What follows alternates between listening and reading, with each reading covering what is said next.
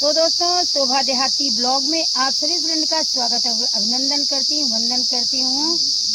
तो आज मैं लेकर आई हूँ दोस्तों, बहुत ही सुंदर है चुटकुला नाच गीत है ननद और भाभी के ऊपर और सासुर सास के ऊपर। तो बहुत ही सुंदर गीत है, ले चलती हूँ आप लोग को नाच गीत से।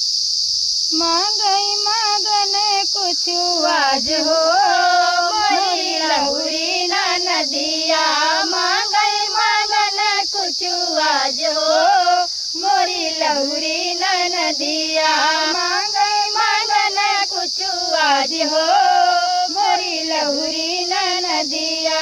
सासू से मंगई नंदी बागा बगीचा, सासू से मंगई नंदी बागा बगीचा, सासू से मंगई नंदी बागा बगीचा, ससुर से ने बुला के छाओ मोरी लहुरी ना नदिया, ससुर से ने बुला के छाओ मोरी लहुरी ना नदिया।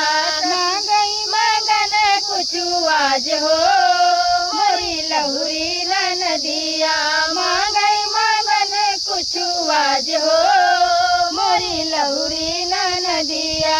जेठनी से मंगई नंदी, जेठनी से मंगई नंदी तारा नारा, जेठनी से मंगई नंदी तारा नारा, जेठनी से मंगई नंदी तारा नारा, जेठवा से छुइया के छाओ हो मोरी लहुरी ना नदिया, जेठवा से छुइया के छाओ हो मोरी लहुरी ना नदिया।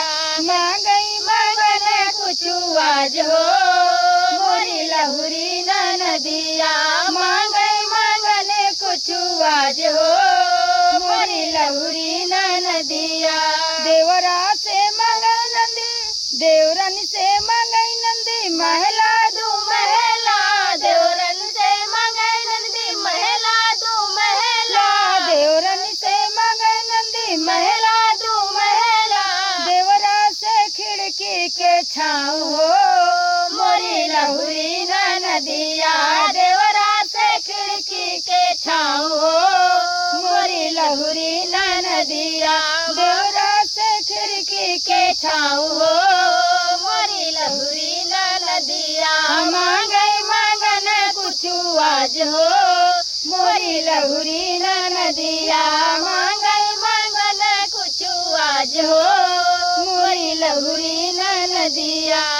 हमसे तो मंगई नंदी से जासू पेती, हमसे तो मंगई नंदी से जासू पेती, हमसे तो मंगई नंदी से जासू पेती, भैया से तकिया के छाँव हो मोरी लहुरी ना नदिया, भैया से तकिया के छाँव हो मोरी लहुरी ना नदिया, भैया से तकिया के छाँव हो मोरी लहुरी ना नदिया।